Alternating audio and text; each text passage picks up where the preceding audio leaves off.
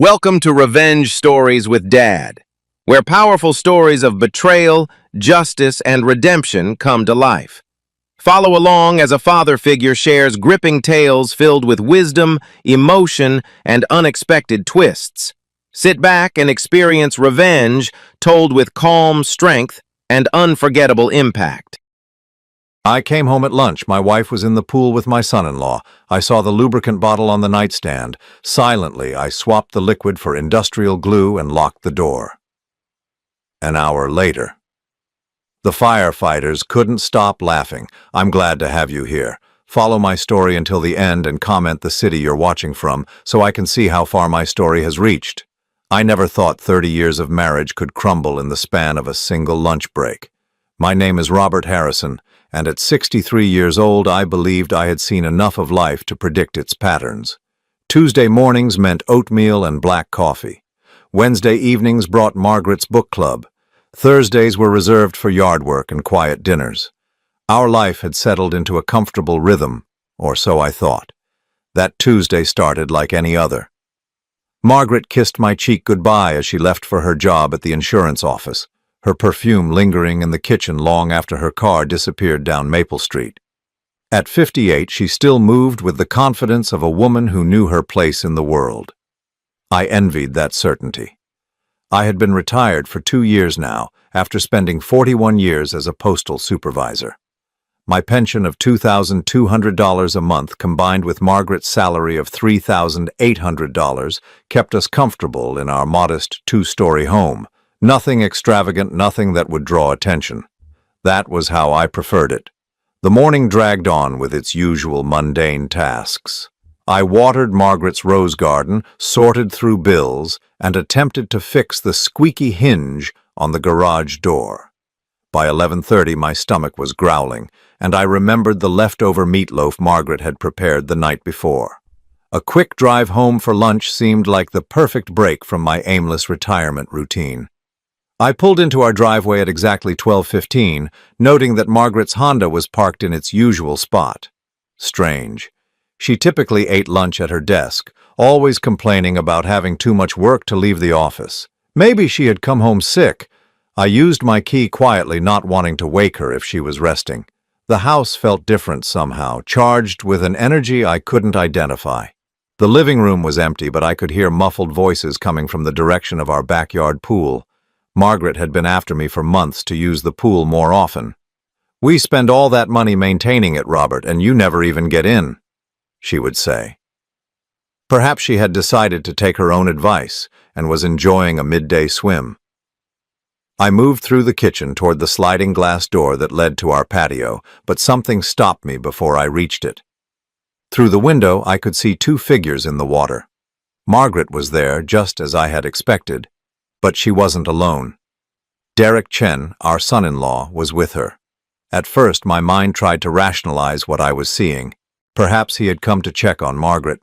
Perhaps there was some family emergency involving our daughter Sarah. But as I watched, frozen behind the kitchen curtains, the truth became unavoidably clear. They weren't just swimming. Margaret's arms were wrapped around Derek's neck, her legs around his waist. They moved together in the water with an intimacy that made my chest tighten and my hands tremble. This wasn't casual, this wasn't innocent. This was deliberate, passionate, and devastating. I watched my wife of 30 years kiss the man who had married our only daughter 8 years ago. I watched her touch him the way she used to touch me, back when we still touched at all. I watched Derek's hands explore her body with a familiarity that spoke of practice, of repetition, of time invested in learning what pleased her. My legs felt weak. I gripped the kitchen counter, the granite cold against my palm, and tried to make sense of what I was witnessing. How long had this been going on? How many times had they met like this while I puttered around the house, oblivious and trusting? The betrayal cut deeper than I could have imagined. It wasn't just Margaret's infidelity that wounded me, it was Derek's. This was the man who sat at our dinner table every Sunday, who called me Dad when he wanted to borrow tools, who had promised to love and honor our daughter. This was the man who shook my hand with the same hands that were now caressing my wife. I backed away from the window, my heart pounding so hard I could hear it in my ears. I needed to think. I needed to breathe. I needed to decide what to do with this terrible knowledge. Walking mechanically through our house, I found myself in our bedroom. Everything looked the same as it had that morning when I made the bed and straightened Margaret's jewelry on the dresser. But now I saw it differently. I saw it as the stage for her deception. That's when I noticed the small bottle on Margaret's nightstand. At first I thought it was hand lotion, but as I picked it up, I realized what it was. Personal lubricant, the expensive kind that Margaret had claimed we didn't need anymore back when we still shared physical intimacy. She had prepared for this. She had planned for Derek to come here, to our bed, to our sacred space. The calculation of it made me nauseated. I stood there holding that bottle, and something inside me shifted. The hurt began to transform into something harder, colder. If Margaret wanted to play games, if she wanted to treat our marriage as something disposable, then perhaps it was time she learned that actions have consequences. I walked to the garage where I kept my workshop supplies. Among the various bottles and containers, I found what I was looking for: industrial-strength adhesive. The kind used for permanent bonds, the kind that warned on the label about skin contact, and the need for immediate medical attention if misused. Back in the bedroom, I carefully emptied the lubricant bottle and refilled it with the clear, viscous adhesive. The consistency was similar enough that it would pass casual inspection, but the effects would be dramatically different. I placed the bottle back exactly where I had found it, then quietly locked the bedroom door from the inside before slipping out through the bathroom that connected to the hallway. If they wanted privacy for their encounter, I would ensure they got more than they bargained for. I returned to the kitchen and sat at our breakfast table, the same table where Margaret and I had shared coffee that morning, where she had kissed my cheek goodbye before heading off to work. Or so I had thought. Through the window, I could see them still in the pool, still wrapped in their passionate embrace. Part of me wanted to storm outside and confront them immediately. Part of me wanted to pack a bag and leave forever. But a larger part of me wanted to see how this would play out, wanted to witness the consequences of their choices unfold naturally. I made myself a sandwich with the leftover meatloaf and waited. I knew it wouldn't be long before they moved their activities indoors, before they discovered my little modification to their plans. As I ate, I thought about the man I had been just an hour earlier, that Robert Harrison had been naive, trusting, perhaps willfully blind to the cracks in his marriage. But that man was gone now, replaced by someone who understood that sometimes the people you love most are the ones most capable of destroying you. The irony wasn't lost on me, that Margaret and Derek thought they were the ones in control, that they were the ones with secrets and power. They had no idea that I had secrets of my own, secrets that would soon change everything they thought they knew about our family dynamics. But for now, I would wait.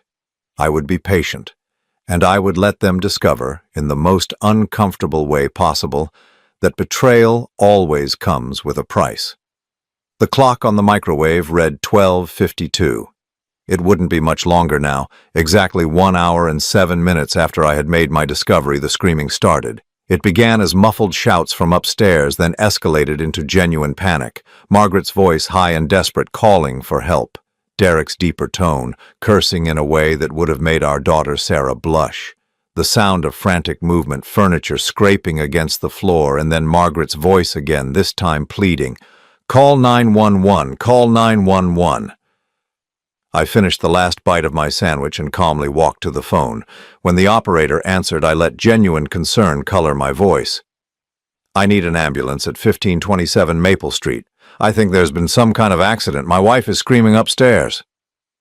Within 12 minutes, our quiet suburban street was transformed into a circus. Fire truck, ambulance, and 2 police cars lined the curb. Neighbors emerged from their houses, drawn by the commotion. Mrs. Patterson from next door clutched her bathrobe and craned her neck to get a better view. I met the paramedics at the front door, playing the role of the confused, worried husband. "I just got home from running errands," I explained, wringing my hands appropriately. "I heard shouting from upstairs. The bedroom door is locked, and they're not responding to my calls." The fire department made quick work of our bedroom door. What they found inside would become neighborhood legend within the week. Margaret and Derek were indeed stuck together, courtesy of the industrial adhesive I had substituted for their intended lubricant. They had managed to separate themselves from each other partially, but not without leaving Derek with several square inches of skin adhered to various parts of Margaret's anatomy, and vice versa.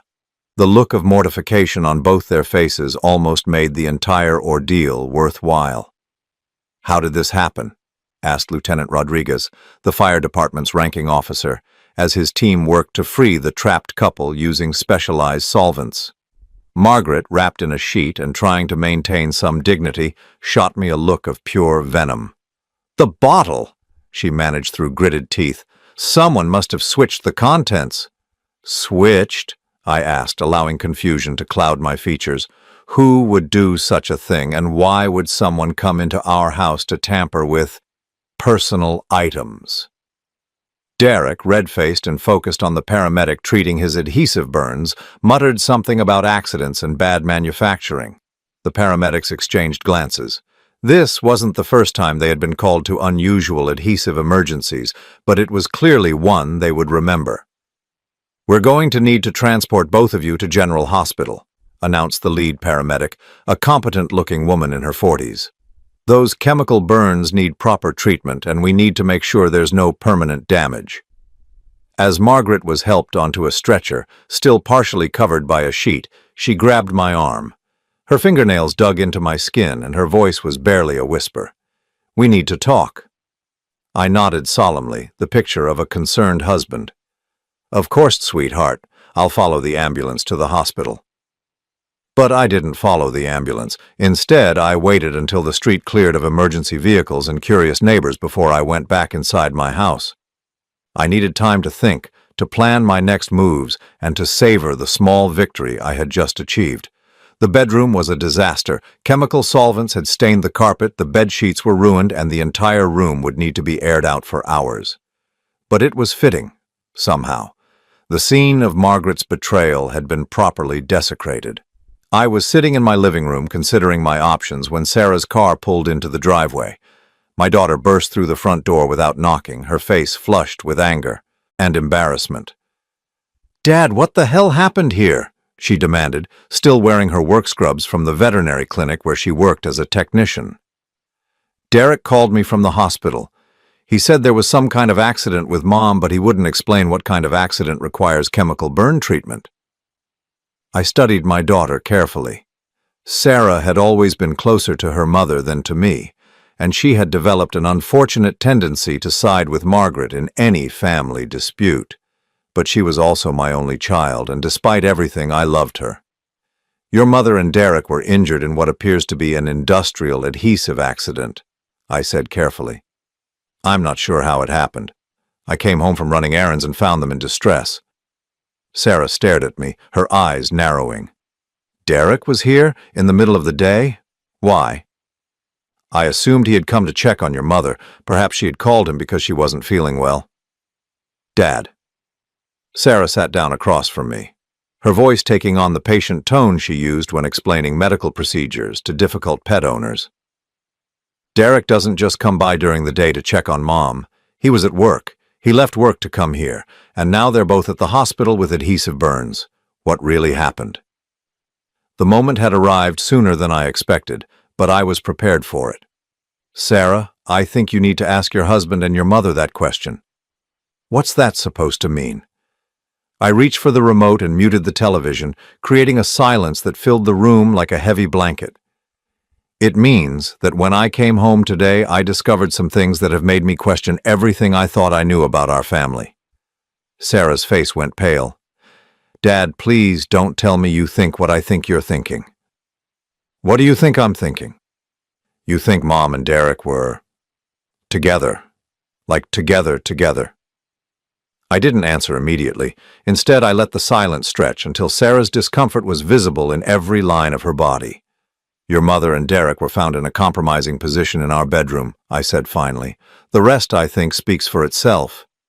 Sarah shot to her feet, her hands clenched into fists. "That's impossible. Mom would never do that. Derek would never do that. You're being paranoid and jealous and ridiculous." "Am I?" "Yes.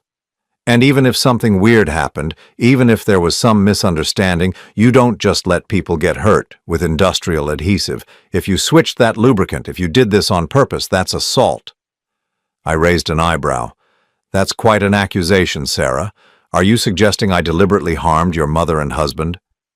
I don't know what I'm suggesting. I just know that none of this makes sense. The front door opened again, and Margaret walked in, moving carefully and wearing a hospital gown under Derek's jacket. Her face was drawn with pain and humiliation, and she wouldn't meet my eyes. Derek followed behind her, walking with an obvious limp and sporting several large bandages on his arms and torso. He looked like he had been in a fight and lost badly. "Mom!" Sarah rushed to Margaret's side. "Are you okay? What happened?" Margaret finally looked at me, and in her eyes I saw something I had never seen before. Fear. Not just embarrassment or anger, but genuine fear of what I might say next. "Your father," Margaret said carefully, "seems to believe that Derek and I were engaged in inappropriate behavior." "Were you?" I asked quietly. The question hung in the air like smoke. Derek shifted uncomfortably, favoring his injured leg. Sarah looked back and forth between her mother and husband, searching their faces for the truth she didn't want to find. "Robert," Margaret said, her voice taking on a tone I recognized from 30 years of marriage. The tone she used when she was about to attempt to manage me. "You're upset, you're confused, but making wild accusations won't help anyone." "I'm not making accusations," I replied calmly. "I'm asking questions, simple, direct questions that deserve simple, direct answers." Derek finally spoke, his voice hoarse from the morning's ordeal. "Look, Dad, I know how this looks, but—" "Don't call me Dad," I interrupted, and the sharpness in my voice surprised even me. "Whatever you are to this family, Derek, you lost the right to call me Dad today." Sarah gasped. "You can't just decide that. Derek is my husband. He's part of this family." I turned to look at my daughter, this young woman who had once sat on my lap and called me the best daddy in the world, who had run to me when she was frightened and trusted me to fix everything that was broken in her small world. "Sarah," I said gently, "family members don't betray each other the way your husband and mother have betrayed you and me." The words hit her like physical blows. I could see her trying to process what I was really saying, trying to reconcile the people she trusted most with the accusations I was making. "This is insane," she whispered. "This whole day is insane." But I could see doubt creeping into her expression. She was looking at Derek differently now, noting how he wouldn't meet her eyes, how he stood closer to Margaret than to his own wife. The three of them stood in my living room like defendants awaiting sentencing, and for the first time since that terrible lunch break, I felt like I was in control of something. What they didn't know, what none of them could possibly suspect, was that today's adhesive incident was just the beginning. 3 days after the hospital incident, I discovered that my family's betrayal ran deeper than adultery. I was sitting in my home office, a small room off the kitchen where I paid bills and managed our modest finances, when the doorbell rang. Through the window, I could see a woman in a business suit carrying a leather briefcase. Her car, a sleek black sedan, suggested she wasn't selling encyclopedias. "Mr. Harrison?" she asked when I opened the door. "My name is Linda Castillo. I'm from Sunrise Senior Living Solutions. I believe your family has been in contact with us." The words hit me like a punch to the stomach. Sunrise Senior Living was the most expensive assisted living facility in our county, the kind of place families sent elderly relatives when they wanted them comfortable but out of the way. "I think there's been a mistake," I said carefully. "I haven't contacted any senior living facilities." Linda consulted her tablet, frowning. "According to our records, your daughter, Sarah Harrison Chen, initiated contact with us 2 weeks ago. She indicated that you were experiencing some cognitive decline and that the family was exploring residential care options. 2 weeks ago, before the pool incident. Before I had discovered Margaret's affair, they had been planning to warehouse me even before their secret was exposed." "I see," I managed, my voice steady despite the rage building in my chest. "And what exactly did my daughter tell you about my condition?" Linda looked uncomfortable, but continued reading from her tablet. She mentioned that you've been having memory issues, confusion about finances, and some aggressive episodes. She was particularly concerned about your ability to continue living independently. Aggressive episodes, memory issues, financial confusion. They had built an entire narrative around my unfitness, creating a foundation for removing me from my own life. May I ask who else has been involved in these discussions? I asked. Well, your wife, Margaret Harrison, also attended our facility tour last week. She seemed very concerned about your welfare and asked detailed questions about our memory care unit. Margaret had toured the facility. While I was puttering around the house, believing I was living a quiet retirement with a faithful wife, she was shopping for places to stash me so she could continue her affair with my son-in-law. And the financial arrangements? I pressed. Linda shifted uncomfortably. Mrs. Harrison indicated that you have a modest pension and some savings, but that the family would need to supplement the costs. Our monthly rate is $4,700, so additional family support would be necessary. $4,700 a month, nearly twice my pension. They plan to drain our savings to pay for my imprisonment while Margaret and Derek enjoyed their newfound freedom. I appreciate you coming by, I said, forcing a smile. But I think there's been a misunderstanding. I'm not interested in assisted living at this time. Of course, Mr. Harrison. These decisions are never easy. But I should mention that your daughter seemed quite determined. She asked about our procedures for residents who might be resistant to the transition. Resistant to the transition. They had even planned for my objections. After Linda left, I sat in my office staring at the financial documents she spread across my desk. Bank statements, investment records, pension paperwork, all the mundane evidence of a life lived responsibly. But none of it told the real story of my financial situation. The real story was locked in a safety deposit box across town in documents I had never shared with Margaret or Sarah. Documents that would change everything they thought they knew about Robert Harrison. My phone rang, interrupting my thoughts. The caller ID showed Derek's number. Hello, Derek, I answered, my voice neutral. Dad, Robert, Derek corrected himself quickly. Look, I think we need to clear the air about what happened yesterday. Do we? Sarah is really upset. She's not sleeping, she's barely eating. This whole misunderstanding is tearing her apart. Misunderstanding, I repeated. Is that what we're calling it? Derek's voice took on a pleading tone. Look, I know how it looked. Margaret called me because she was having some kind of panic attack. She asked me to come over because she didn't want to worry you. When I got here, she was already in the pool trying to calm down. I got in to help her, and things just got confused. It was a remarkably creative story, I had to admit. Panic attacks, confusion, misunderstandings. Derek had clearly spent the past few days crafting a narrative that cast him and Margaret as innocent victims of circumstances. And the bedroom? I asked. How did you both end up there if Margaret was having a panic attack? A long pause. She said she needed to lie down. I was just helping her upstairs when the accident happened. The accident. Yes. Obviously someone tampered with that bottle, but we don't know who or why. Maybe it was some kind of prank gone wrong, or maybe there was a manufacturing defect.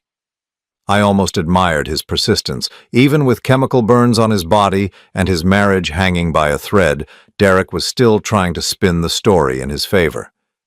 Derek, I said quietly, did you know that Sarah contacted an assisted living facility about me? Another long pause, this one more telling than any confession. What? Sunrise Senior Living. Sarah told them I was having cognitive problems and needed residential care. Margaret even toured the facility. I don't know anything about that. But his voice had changed. The confidence was gone, replaced by something that sounded like panic. The representative just left my house, I continued. She had quite detailed notes about my supposed mental decline. $4,700 a month, Derek. That's what it costs to warehouse an inconvenient husband and father. Robert, if Sarah called them, she was probably just worried about you after Mom died last year, and with your retirement, maybe she thought, "My mother died 12 years ago, Derek, not last year." Silence. "If you're going to lie to me," I said calmly, "you should at least keep your facts straight." I could hear Derek's breathing on the other end of the line, quick and shallow. He was realizing that his carefully constructed story was falling apart. "Look," he said finally, "maybe there have been some misunderstandings on all sides. Maybe we should all sit down and talk this through like adults." "I think that's an excellent idea. Why don't you and Margaret and Sarah come over tonight? 7 o'clock. We'll have a family meeting." "Okay, yes, that's good. We can work this out." "Derek?" "Yeah? Bring the paperwork." "What paperwork?" "From Sunrise Senior Living. I'm sure you've seen it since you and Margaret and Sarah have been planning my future behind my back. Bring all of it." I hung up before he could respond. The afternoon stretched ahead of me, and I had preparations to make. I drove across town to First National Bank, where I had maintained a safety deposit box for the past 6 years. The contents of that box were going to reshape my family's understanding of power and control. Inside the box were documents that told a very different story about Robert Harrison's financial situation. Stock certificates, property deeds, investment accounts, all stemming from an inheritance I had received after my Uncle Edmund's death in 2018. Edmund had been my mother's oldest brother, a bachelor who had spent his life quietly accumulating wealth through careful investments and frugal living. When he died at the age of 89, he left his entire estate to me, his only surviving nephew. $4,500,000. I had told no one about the inheritance, not even Margaret. Something had held me back from sharing the news, some instinct for self-preservation that I hadn't fully understood at the time. Now I was grateful for that instinct. The money had been invested conservatively, generating enough income to more than triple my apparent financial resources. But I had continued to live on my pension, maintaining the fiction that we were a middle-class couple with modest means. Why had I kept it secret? Perhaps because I had sensed even then that Margaret's love had conditions. Perhaps because I wanted to know that if people claimed to love me, they loved Robert Harrison, the retired postal worker, not Robert Harrison, the millionaire. Now I knew how prescient that decision had been. I returned home with copies of the most important documents and spent the afternoon organizing them into neat folders. By 6:30, I was ready for the family meeting that would change everything. Margaret arrived first, walking carefully and wearing loose clothing that wouldn't irritate her remaining bandages. She looked older than her 58 years, worn down by pain and stress and the effort of maintaining her lies. "Robert," she said, settling gingerly into her favorite chair, "I'm glad we're going to talk about this rationally." "Are we going to talk rationally? Margaret, are you going to tell me the truth about your relationship with Derek?" Her lips tightened. "I've told you the truth. There is no relationship beyond family." Derek and Sarah arrived together, both looking like they were attending a funeral. Sarah's eyes were red from crying, and Derek moved like a man walking to his execution. "Dad," Sarah began as soon as she sat down, "I know you're upset about everything, but we need to talk about what's best for everyone." "What's best for everyone?" I repeated. "Let's start with what's best for me, Sarah. Do you think it's best for me to be placed in an assisted living facility against my will?" Sarah's face flushed. "How did you— I was just exploring options. You're getting older, and after what happened the other day, I'm worried about your judgment." "My judgment?" "Dad, if you really did switch that lubricant with industrial adhesive, that's not normal behavior. That's the kind of thing that makes me worry about your mental state." I looked at my daughter, this woman I had raised from infancy, who had learned to walk holding my hands and had run to me with every scraped knee and broken heart. She was sitting in my living room, in the house I had provided for her entire childhood, telling me that my mental state was questionable. "Sarah," I said quietly, "before we discuss my mental state, perhaps we should discuss your husband's relationship with your mother." "There is no relationship," Sarah exploded, her composure finally cracking. "Why can't you get that through your head? Derek loves me. Mom loves you. This whole thing is just a horrible misunderstanding, and you're making it worse by refusing to see reason." "Then explain to me," I said, reaching for one of the folders I had prepared, "why Derek's cell phone records show 17 calls to your mother's personal number in the past month, calls made during work hours when he should have been at the construction site." The silence that followed was deafening. Sarah's face went white. Derek stared at the floor. Margaret's hands trembled as she clutched the arms of her chair. "How did you get Derek's phone records?" Margaret asked, her voice barely a whisper. "The same way I got the records showing that you called in sick 12 times in the past 3 months, always on days when Derek's work schedule showed him off-site." I opened the folder and spread the papers across the coffee table. "The same way I found out about your joint visits to Sunrise Senior Living." Sarah stared at the documents, her world crumbling before her eyes. "This can't be true. Derek, tell him this isn't true." Derek finally looked up, and I saw defeat in his eyes. "Sarah, tell me this isn't true," she screamed. But Derek couldn't tell her that because we all knew it was true. The evidence was spread across my coffee table like a roadmap of betrayal, and there was no explaining it away. What they still didn't know was that this was only the beginning of their education about the man they had so carelessly underestimated. Sarah's screams still echoed in the room when I reached for the second folder. "Before anyone says another word," I announced, my voice cutting through the chaos of accusations and denials, "there's something you all need to understand about your situation." Margaret wiped her eyes with a tissue, trying to regain some composure. "Robert, please, let's not make this worse than it already is." "Worse?" I laughed, and the sound was harsh even to my own ears. "Margaret, you and Derek have been carrying on an affair for months, possibly longer. You've conspired to have me declared mentally incompetent and removed from my own home. You've involved our daughter in a plan to warehouse me in an expensive facility while you drain our savings to pay for your freedom. How exactly could this get worse?" Derek finally found his voice.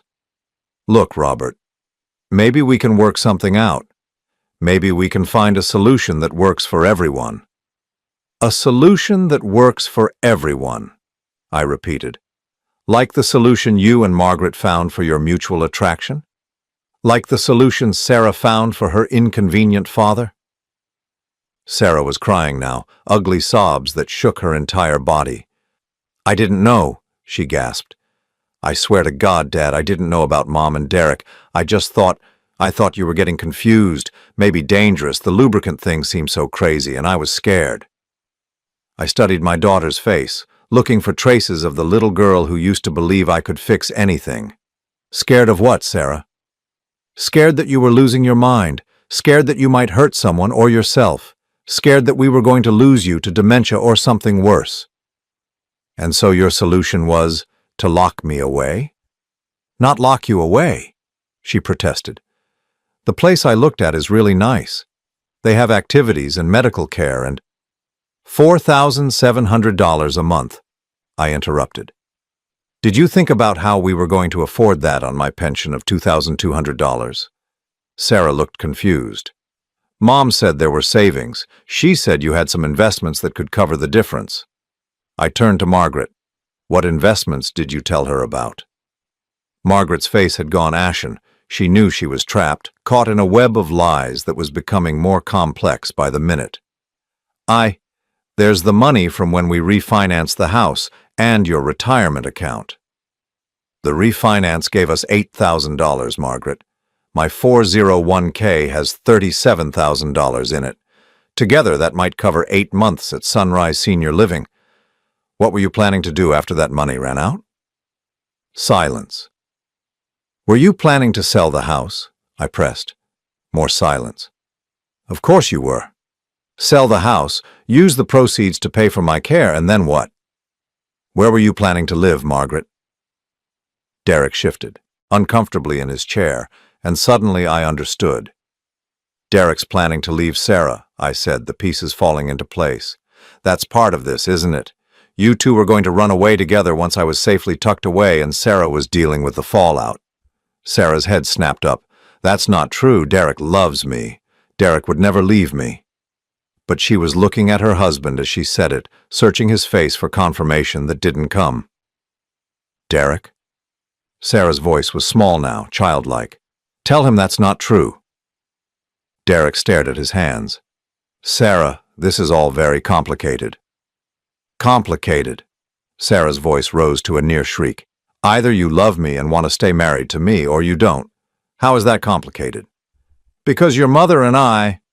Derek started, then stopped. Because your mother and Derek... What? I asked, leaning forward in my chair. Go ahead, Derek. Tell Sarah what you and Margaret have been planning. Derek looked up at me, and I saw something unexpected in his eyes. Relief. As if he was grateful that someone else was finally going to tell the truth he couldn't bring himself to speak. We love each other, Margaret said suddenly, her voice barely above a whisper. Derek and I love each other. The words fell into the room like stones into still water, creating ripples that reached every corner of our lives. Sarah made a sound I had never heard before, a keening wail that seemed to come from somewhere deeper than her lungs. She turned to Derek, her face contorted with anguish. How long? Derek couldn't meet her eyes. Sarah. How long? She screamed. 14 months, Margaret answered for him. It started 14 months ago. 14 months.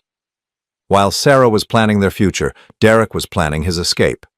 While I was enjoying what I thought was a peaceful retirement, my wife was building a new life with my son-in-law. 14 months, Sarah repeated, her voice hollow. Our anniversary was last month. You wished me happy anniversary. You gave me flowers and told me you loved me. I do love you, Derek said miserably, but I love your mother too. You don't get to love us both, Sarah shouted. You can't have us both. We know that, Margaret said quietly. That's why we needed to make some changes. Changes. What a sterile way to describe the destruction of our family. I watched this exchange with a strange sense of detachment, as if I were viewing a play rather than living through the collapse of my own life. But I wasn't just a spectator anymore. I had power they didn't know about, and it was time to use it. You want to know what's really interesting about this situation? I asked, reaching for the second folder. It's not just that you've all betrayed me. It's that you've all underestimated me.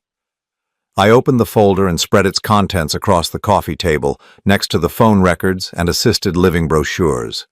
Bank statements, investment records, property deeds, all bearing my name and numbers that made Margaret gasp audibly. What is this? She whispered, staring at a statement that showed an account balance of $1,700,000. This is what you don't know about your husband, I said calmly. This is what Derek doesn't know about his father-in-law. This is what Sarah doesn't know about the man she was planning to lock away in an assisted living facility. Derek leaned forward, squinting at the numbers. Robert, what are these documents? These documents represent my inheritance from Uncle Edmund, $4,500,000 received 6 years ago and carefully invested ever since. The silence that followed was absolute. Even Sarah's sobbing stopped as she tried to process what I had just revealed. $4 million? Margaret's voice was barely audible. $4,500,000, I corrected, plus investment growth over 6 years. My current net worth is approximately $6,200,000. Sarah stared at me as if I had just announced I was an alien from another planet. Dad, that's not possible. We live in this little house. You drive a 12-year-old Honda. You clip coupons. I live modestly by choice, Sarah. I wanted to see what kind of people you all were when you thought I had nothing to offer but my pension and my love. The impact of this revelation was immediate and devastating. I could see the calculations running behind their eyes, the realization of what they had thrown away, what they had risked, what they had lost. Margaret's face had gone from ashen to gray. 6 years! You've known about this money for 6 years and you never told me. Why would I tell you, Margaret? So you could spend it on spa treatments and expensive vacations, so you could quit your job and develop even more elaborate ways to betray me. That money belongs to both of us, she said, her voice gaining strength as anger replaced shock. "We're married. Community property." I smiled, and it wasn't a pleasant expression. "Actually, Margaret, inheritance received by one spouse during marriage is considered separate property in this state, provided it's kept in separate accounts and not commingled with marital assets." Derek was staring at the documents, his mouth slightly open. "You're a millionaire." "Yes." "And you let us think you were just some poor retiree." "Yes." "And now you're telling us because I want you to understand what you've lost. Margaret, you threw away a marriage to a man worth over $6 million so you could carry on an affair with a construction worker who makes $43,000 a year." Derek flinched, as if I had slapped him. "Sarah, you conspired to have your millionaire father declared incompetent and locked away, believing you were dealing with a confused old man with limited resources." Sarah was shaking her head, slowly, as if she could deny the reality of what was happening.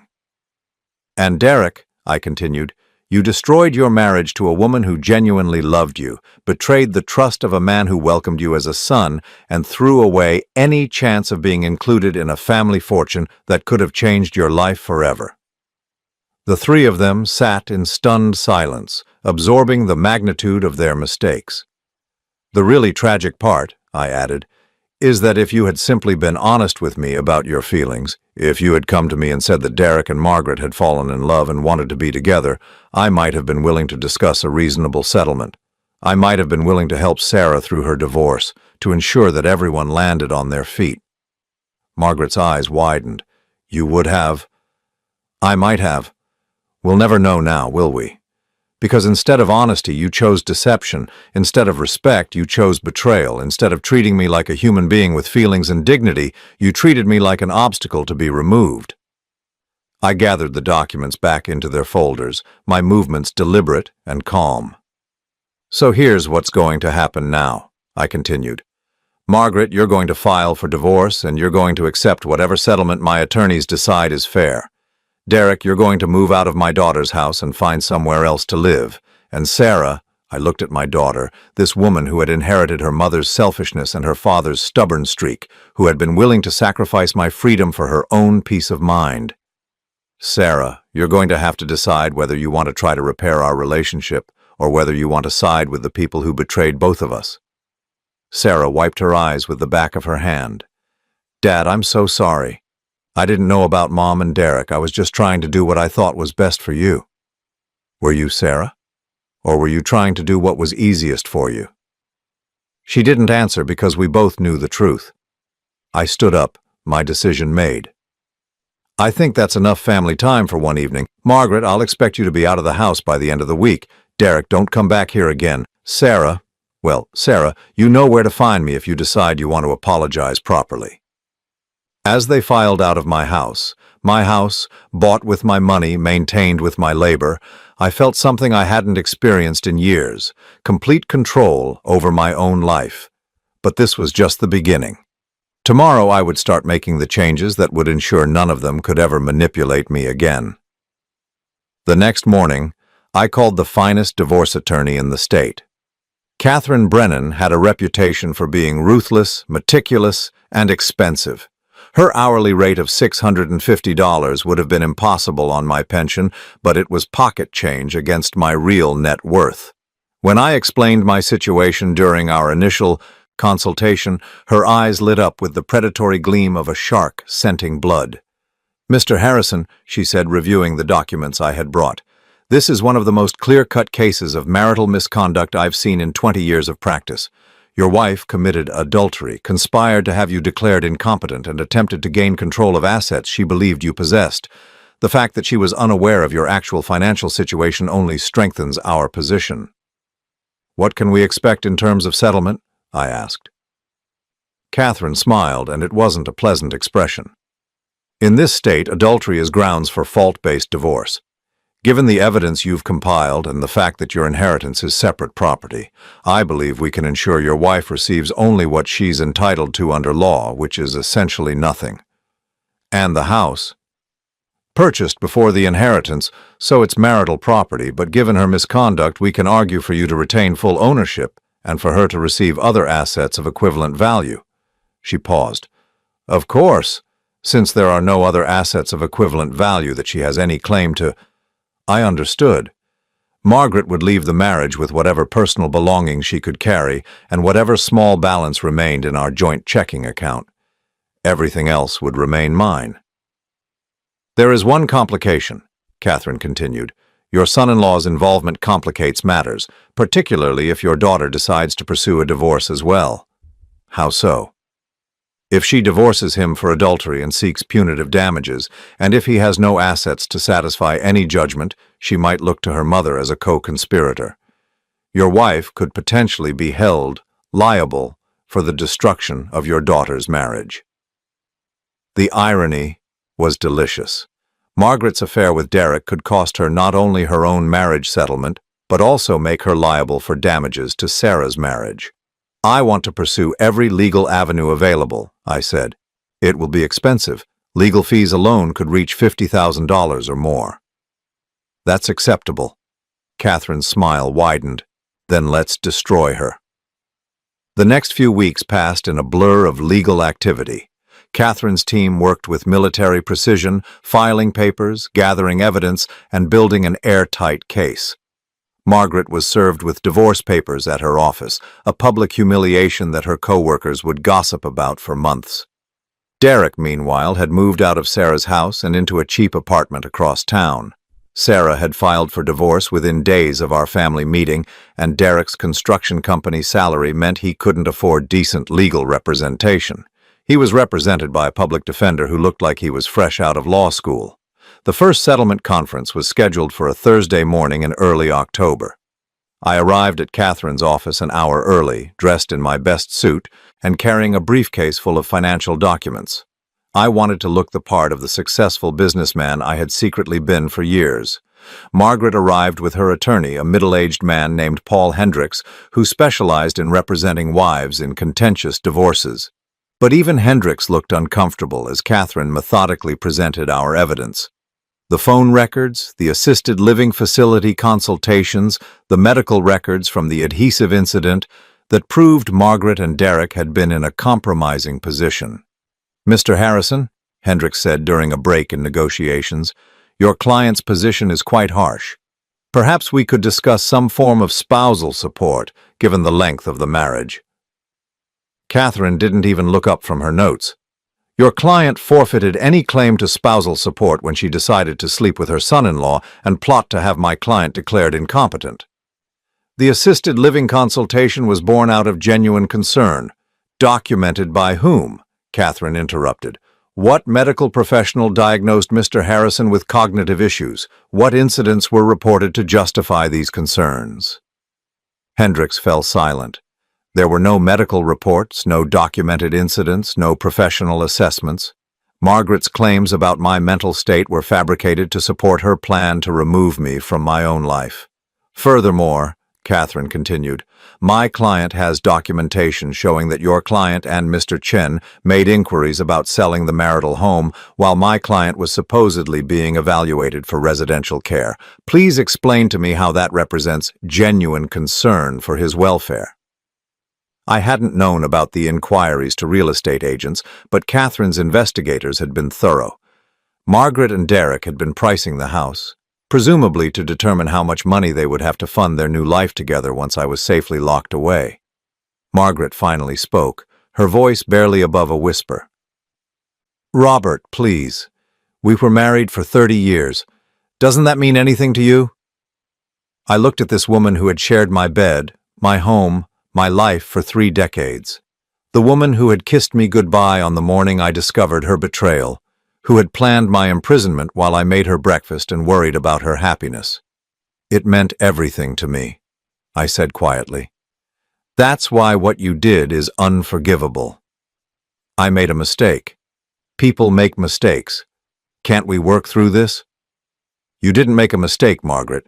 You made a series of calculated decisions over 14 months. You chose to betray our marriage. You chose to conspire against me. You chose to involve our daughter in your schemes. Those weren't mistakes, they were choices."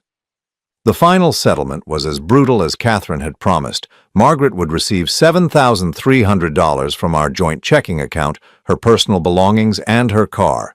Everything else, the house, my retirement accounts, my investment portfolios, and all of the inheritance, remained mine. She would also be responsible for her own legal fees, which had already exceeded $15,000. As we left the courthouse after the final hearing, Margaret approached me in the parking lot. She looked older than her 58 years, worn down by months of legal battles and the stress of watching her carefully constructed plan crumble. "Robert," she said, "I know you hate me. I know I destroyed everything, but I need you to understand something." I stopped walking and turned to face her. "I did love you. For most of our marriage, I really did love you. It's just, somewhere along the way, I stopped feeling like your wife and started feeling like your caretaker. You were so content with your routine, so satisfied with your small life, and I wanted more. You could have talked to me about wanting more. Would you have listened? Really? When was the last time we talked about anything except bills and household maintenance and your aches and pains?" She had a point, though I wasn't going to give her the satisfaction of admitting it. Our marriage had become routine, predictable, safe. Maybe too safe. "And Derek made you feel alive again," I said. Margaret nodded, tears starting to form in her eyes. "He made me feel like a woman instead of just a wife.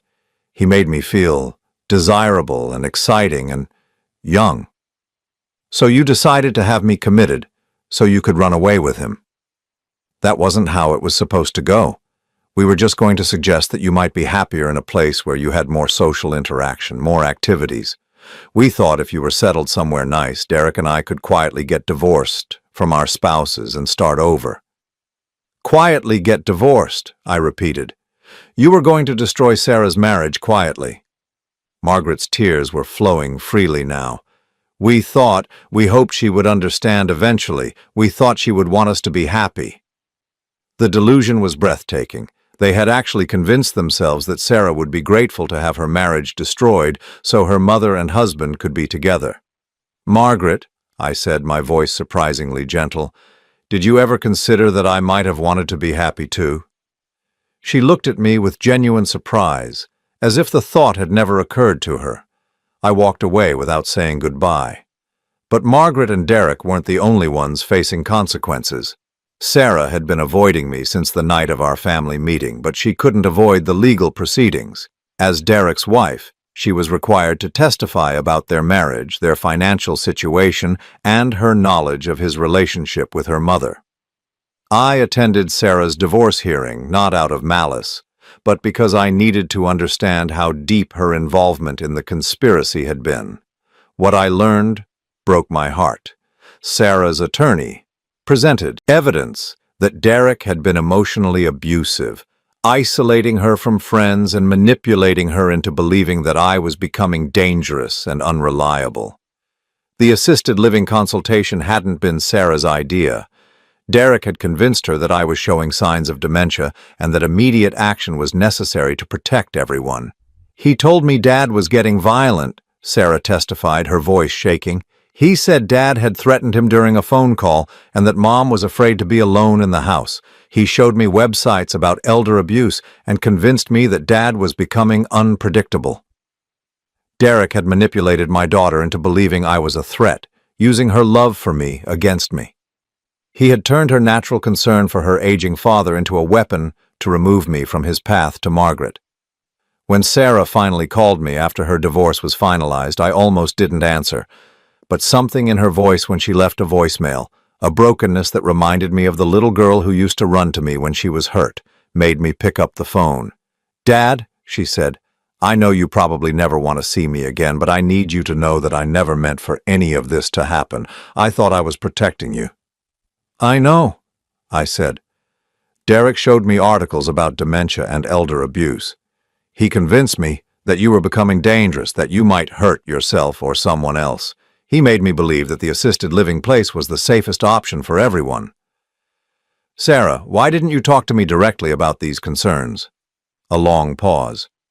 Because Derek said that people with dementia often don't recognize their own symptoms. He said that if I confronted you directly, you might become agitated or violent.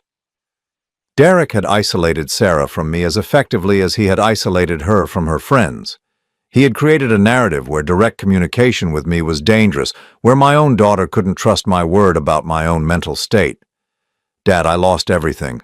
My marriage, my home, my savings. Derek cleaned out our joint account before I filed for divorce. I don't have anywhere to go. For the first time in months, I felt a stirring of the protective instinct I had always felt for my daughter. Sarah had been a victim too, manipulated and used by Derek just as I had been used by Margaret. "Sarah," I said, "would you like to come home?" The question surprised both of us. After everything that had happened, after all the betrayals and lies and legal battles, was I really ready to forgive my daughter? "I don't deserve that," she whispered.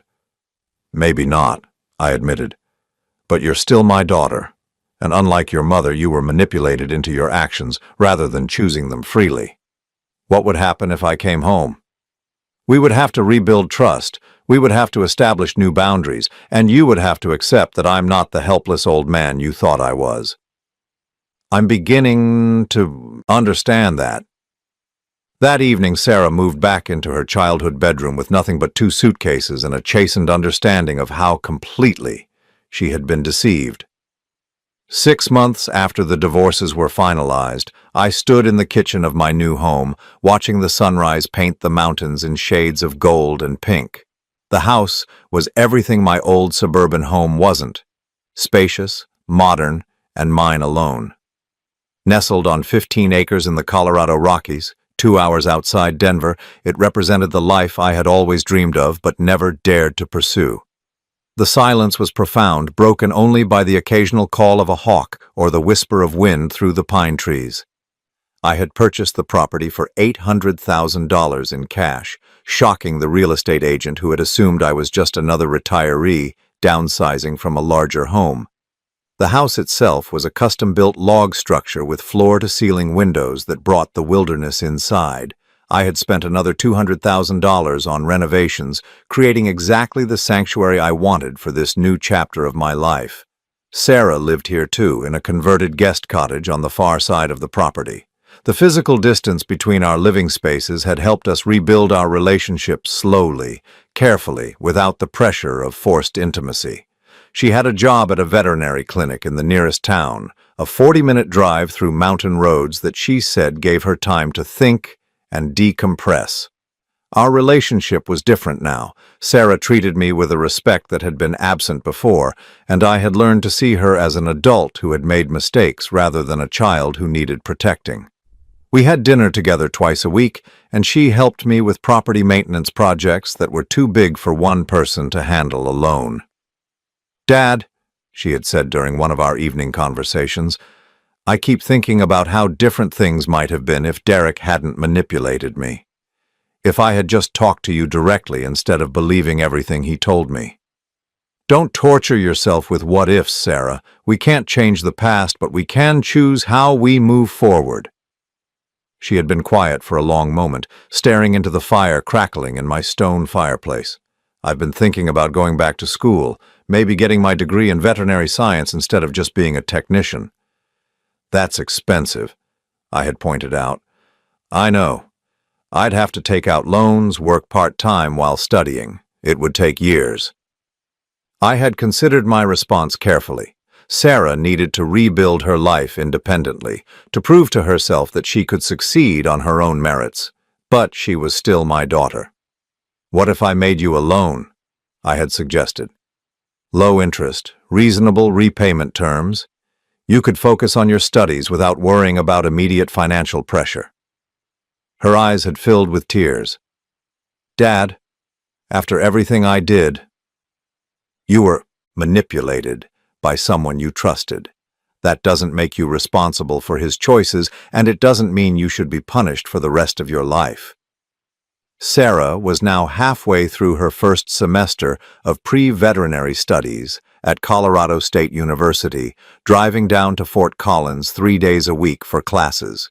She was thriving in ways I had never seen before, freed from Derek's constant manipulation and rediscovering her own interests and ambitions. Margaret and Derek, meanwhile, had discovered that love built on deception rarely survives the harsh light of reality. I received updates about their situation through the legal gossip network that Catherine maintained. Derek had lost his job at the construction company when word of his affair spread through their tight-knit community. Construction work depends heavily on trust and reputation, and Derek's actions had made him unemployable in our area. Margaret had been forced to take a second job to make ends meet, working evenings at a retail store to supplement her insurance office income. The stress of financial pressure, combined with the social ostracism they faced in our former neighborhood, had put tremendous strain on their relationship. They moved to an apartment complex on the other side of town, Catherine had informed me during one of our periodic updates. 2 bedrooms, $850 a month. Derek's been picking up day labor when he can find it, but it's inconsistent work. And Margaret? Working 60 hours a week between both jobs. She looks exhausted whenever I see her around town. I felt no satisfaction in their struggles, but I felt no sympathy either. They had chosen their path, and they were living with the consequences of their choices. The most significant consequence, however, was what their affair had done to their relationship with each other. Love that begins with betrayal carries the seeds of distrust, and both Margaret and Derek now knew exactly what the other was capable of when unhappiness struck. Derek's been seen around town with other women, Catherine had mentioned during our last conversation. Nothing serious as far as anyone knows, but Margaret's aware of it. She confronted him publicly outside the grocery store last month. Quite a scene, according to witnesses. The foundation of their relationship had been the excitement of forbidden love, the thrill of secret meetings and stolen moments. Once their relationship became public, once they were forced to deal with mundane problems like rent and groceries and bills, the romance had evaporated quickly. I had run into Margaret exactly once since the divorce, at the post office in our old town where I had gone to handle some remaining business. She looked tired and older, her hair showing gray roots that she hadn't bothered to touch up, her clothes practical rather than flattering. "Robert," she had said, clearly startled to see me. "Margaret?" I had nodded politely, treating her like any other acquaintance. "I heard you moved to Colorado." "I did." "And Sarah's with you?" "She is." Margaret had stood there for a moment, clearly wanting to say more, but uncertain how to proceed. Finally, she had asked, "Are you happy?" The question had surprised me. "Yes, I am, are you?" She had considered the question seriously before answering. "No, I thought I would be, but no." "I'm sorry to hear that." "Are you, really?" I had thought about it. "Yes, I am. I never wanted you to be miserable, Margaret. I just wanted you to face the consequences of your choices." "And have I? Faced the consequences?" "That's not for me to judge." She had nodded slowly. "I think about what I gave up, about what we had before everything went wrong. What we had wasn't perfect either," I had pointed out. "You said so yourself. We had grown comfortable, maybe too comfortable. But it was real. What Derek and I had. It felt real at the time, but it was built on lies and excitement and the thrill of doing something forbidden. Once the excitement was gone..." She had trailed off, but I understood. Their relationship had been like a drug, providing an emotional high that couldn't be sustained once it became their everyday reality. "Margaret," I had said gently, "you can build a new life. You're 59 years old, not 99. You have time to figure out what really makes you happy." "Without Derek?" "I think you know the answer to that." 2 weeks later, Catherine had called to tell me that Margaret and Derek had broken up. Derek had moved out of their shared apartment, and Margaret was living alone for the first time since she was 28 years old. Now standing in my mountain kitchen 6 months later, I reflected on the complete transformation of my life. The man who had discovered his wife's betrayal at a suburban pool no longer existed. That Robert Harrison had been passive, trusting to a fault, willing to accept whatever scraps of affection and respect his family was willing to offer. This Robert Harrison knew his own worth.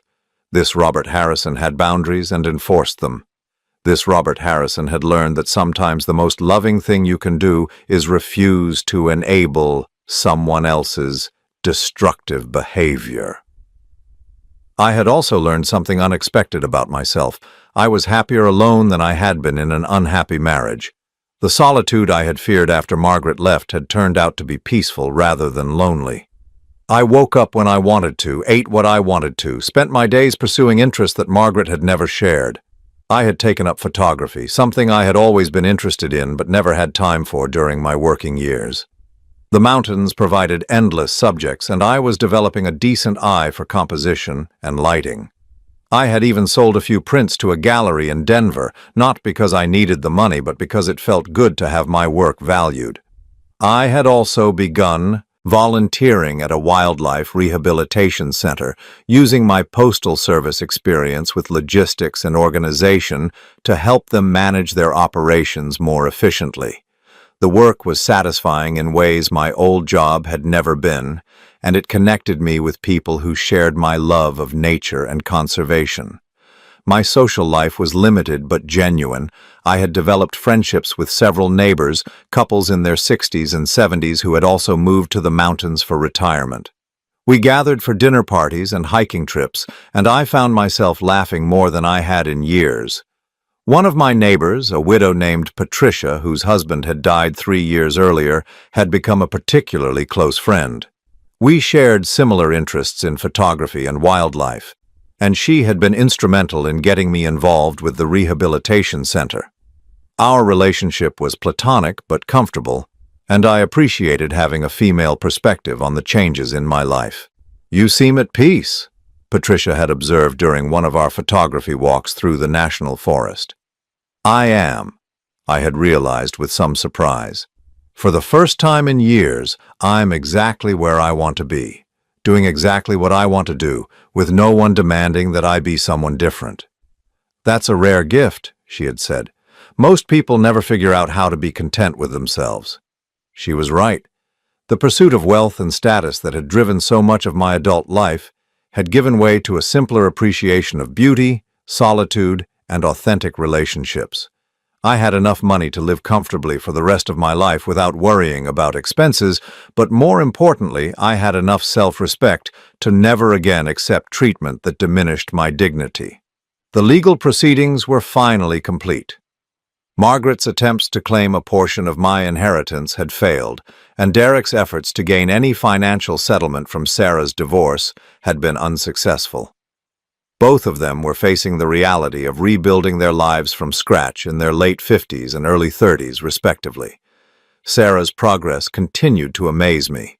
Her grades were excellent, her confidence was growing, and she was developing friendships with classmates who shared her passion for animal care.